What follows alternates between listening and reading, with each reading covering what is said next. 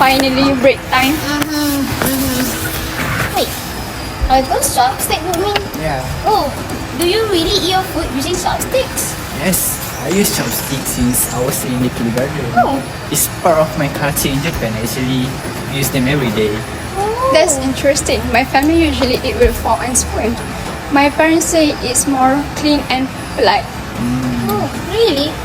My family, we just eat using bare hands. Like, we think it's more natural. So there are three different ways in eating, but the same food, right? Exactly. Maybe culture is just how people express the same thing in different ways. Maybe. You know, it's amazing how something simple like eating can really reflect one's culture and behavior. Yes, culture shape how we live, how we communicate, even how we think. And society is where all these cultures meet. Sometimes they clash, but they can also blend together to create something stronger. That's really interesting. I think we should have some time tomorrow to talk about how culture and society really reflect each other. And let's make sure what we're gonna talk about tomorrow is gonna be the beauty of diversity. Hi guys! You'll be wondering what is this video about, right? But before that, let us introduce ourselves. My name is Hanis and I'm Farah. I'm Mu'min. and we are from TSLB1084. So in this video, we will be discussing about society and culture. So, enjoy the video guys. Bye. Let's name this topic the relation between culture and society.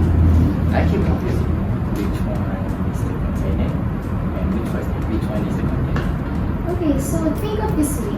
Society is the structure, the group of people, the territory, or the social organization. Meanwhile, culture is the content, the toolkit that we use to live, including language, beliefs, and norms. Exactly. Culture is how and why a society functions.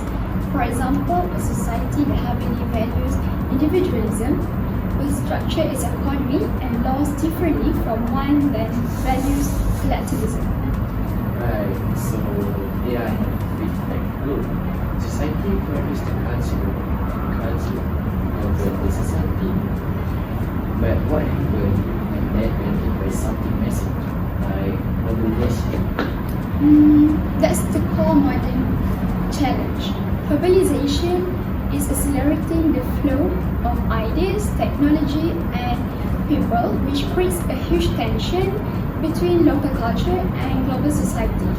How has globalization led to the melting or erosion of unique cultural practices? It's a double-edged sword. So you see culture emerging on things like fusion cuisine or a global spread of music genres, while others see it as erosions, especially for small and isolated communities. So when a global trend becomes a norm, local artisans or traditional food producers can get pushed out. It is threat to cultural diversity. The words start looking like one giant marketplace operating under a dominant cultural script. The local symbol and practice lose their distinct meaning when they homogenize for mass consumption. Let's look at pop culture. Think about Hollywood movies or international music streaming. They often present a certain set of values, for example, like consumerism or hyper-individualism that can subtly redefine local norms. When local youth start prioritizing these global trends over their traditional values, like festivals and celebrations, that's erosion in action. True, but technology helps preserve too.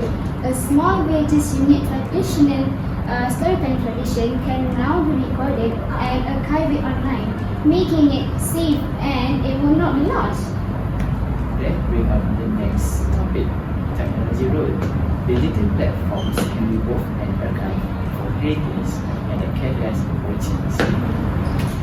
So, let's dig into how culture defines identity and structure. Anis, you mentioned symbols. Cultural symbols are shorthand for society, right?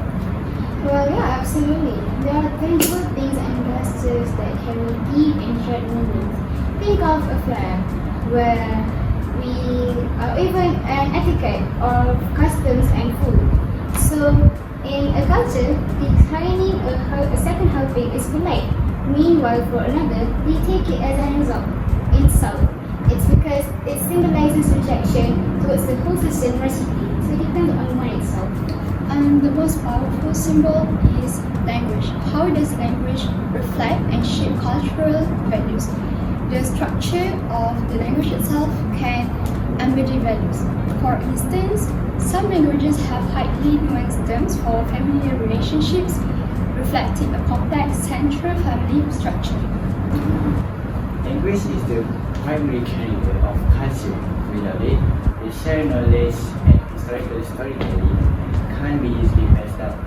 It forms a crucial part of both individual and societal identity.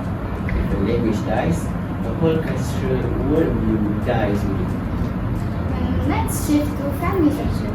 So we talked about values and a society with a dominant extended family where multiple generations live together will have cultural norms that prioritize communal decision making and elderly care.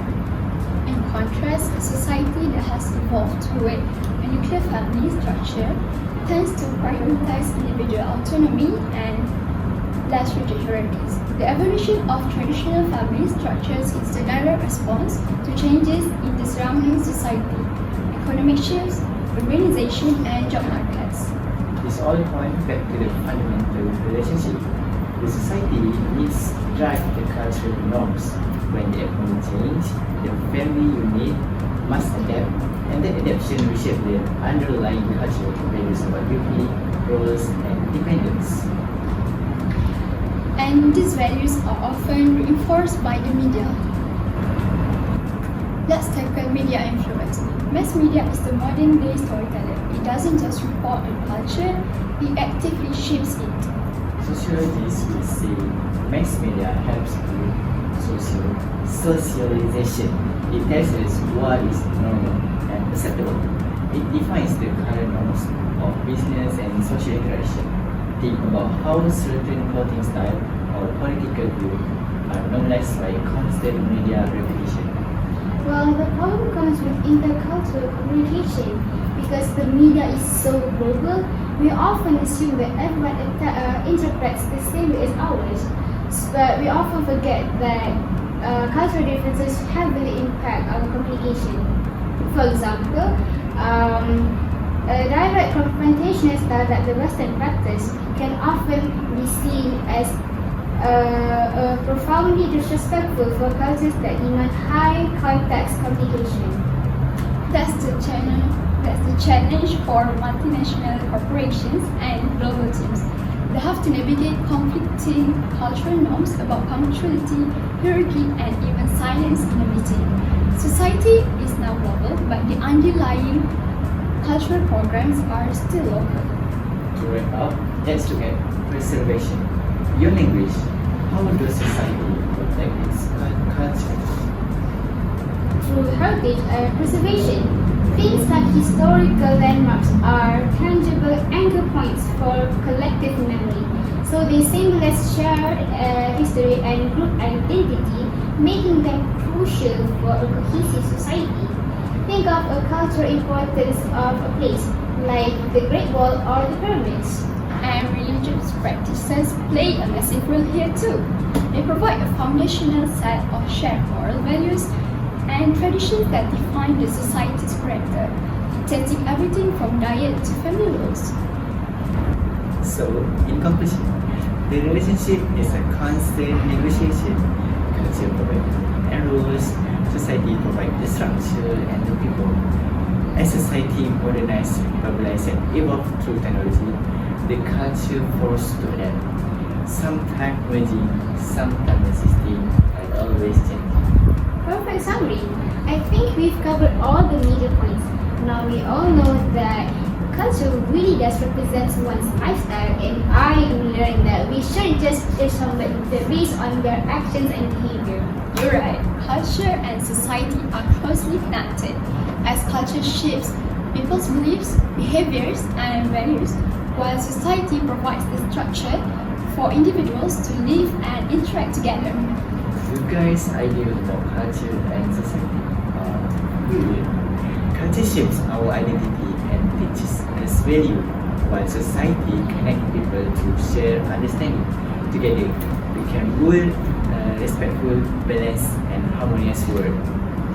And that's all from us. Thank you. Wait a minute. You think the video ends here? No. We got more. Hi guys, let's talk about how culture and society changed after COVID-19. We all know that culture and society had a biggest change after the COVID-19, right? The pandemic was a time that none of us will ever forget. It changed how we live, how we learn, and how we communicate with others. Before COVID-19, most of us didn't even think about studying or working online through digital platform. But when the pandemic came, everything had to move to the digital world. During that time, one platform became very popular. You know what I mean, right? It's Google Meet. It helped us to continue our studies, our work, and even our social life when we couldn't meet face to face.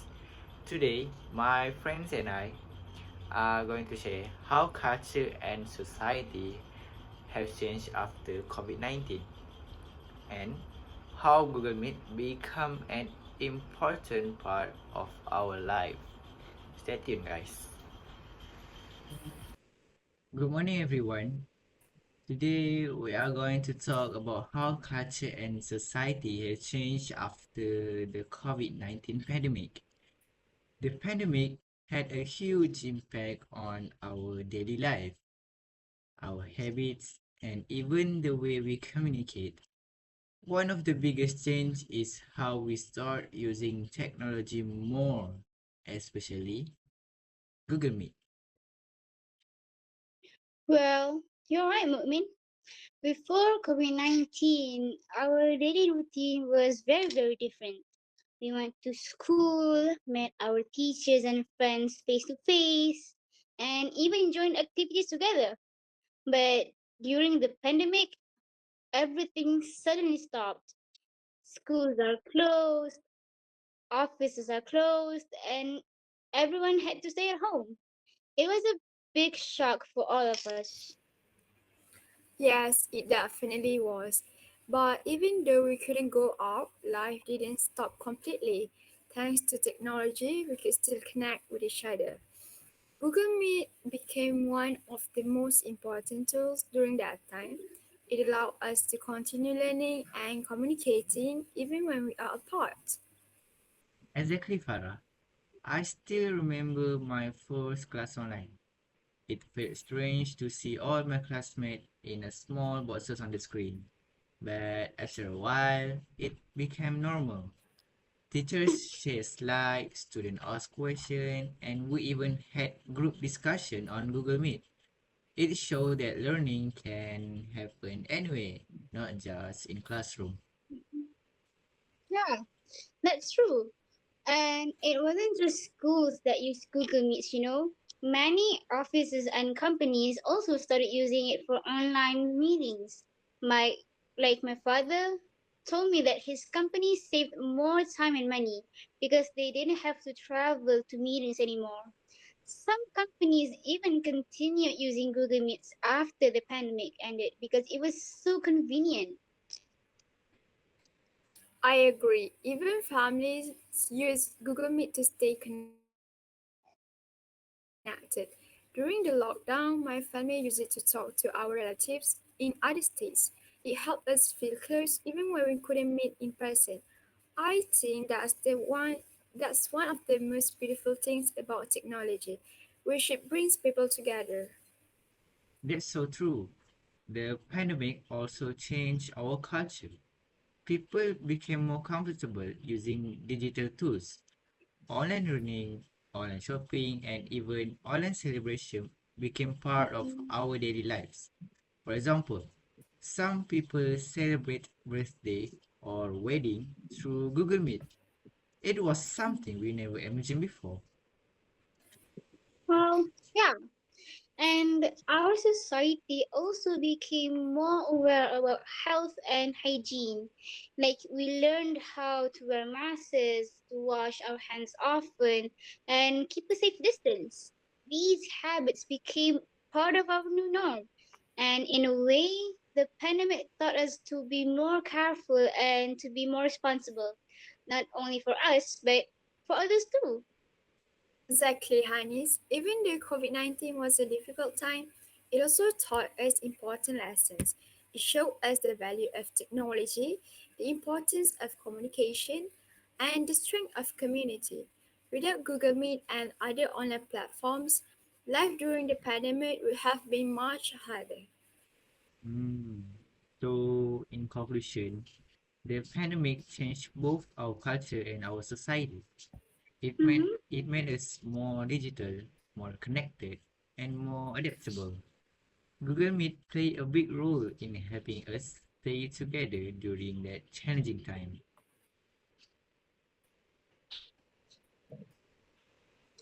Well, yes, and now, even after the pandemic, we still use Google Meet for many things, for online learning, meetings, and even group projects.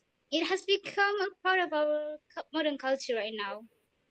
That's right. The world may have changed, but one thing remains the same, which is our ability to adapt, to stay connected, and to keep moving forward, no matter what happens.